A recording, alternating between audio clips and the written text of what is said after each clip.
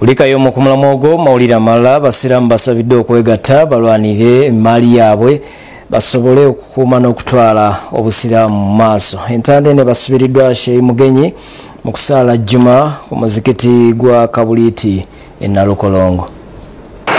Sheikh Ahmed Mugenyi avumidde abasiraamu abegwanyiza emaali y'obusiraamu olw'ebigendererwa byabwe nga kino kimu ku bisi by'entalo mu ddiini yaabwe.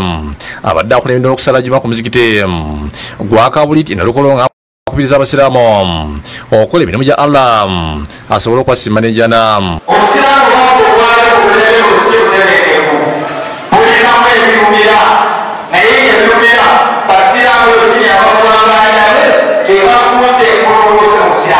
Asabye gavumenti ne minisitule okukola ku nsonga zeetaaga okuba yakugonjoola endoliito eziri ku ttaka ly'emizikiti. Mutuyambeko buli muntu yenna awulira omulanga guno gwennateete ettaka lyaffe balitunda liri katale saa yonna bateekawo ekibaati ery'obusiraamu.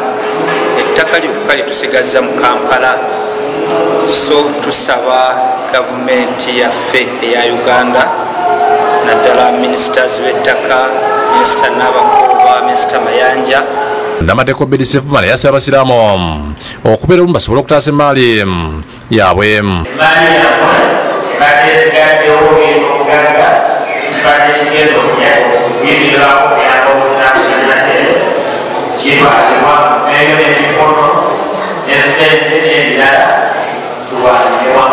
Yes, Mufti Yaumula Sheikh Stephen Kasete Ndirangwa asaba abasiraamu naddala balina obusobozi okutuukiriza empagi y'okutanga bagenda Mecca bakole hijja.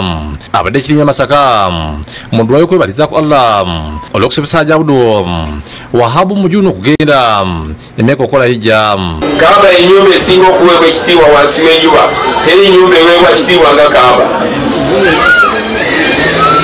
Kaaba ne bw'ogitunuulira obutunuulizi ne bw'oba toyogedde ekigambo ofuna empeera. Ndiranga era akubiriza abasiraamu okukola n'amaanyi okweyimirizamu naddala nga bettanira enteekateeka za gavumenti ez'okwejjamba abo. Bannabuddu tukole nnyo, Bannayuganda tukole nnyo emirimu egivaamu ensimbi. Tetulinyooma mulimo kasita gubeera nga mulungi. Sheikh Muhammad Setia buli erikozesa abawandiise b'obusiraamu ekibuli alambuludde ku bukulu bw'okukola hijja. Agamba waman dakhalahu kaana amina.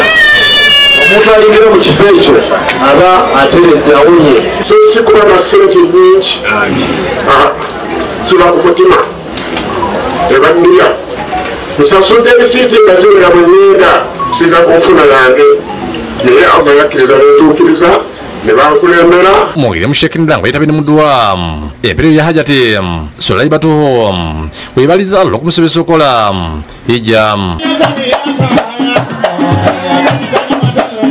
Sheikh Akula Mutamususo okuva mu ofiisi ya Supreme Mufti abulidde abasiraamu obukulu bw'okukola hijja. Buli ali wano nsaba Allah wa kitiibwa ng'oli musiraamu Allah takujja mu nsi nga tolabye ku Kaaba ya kitiibwa. Hajati Nasuna asiimye ali yamusobozesa okugenda Mecca. Bane nebaza abantu mwenna.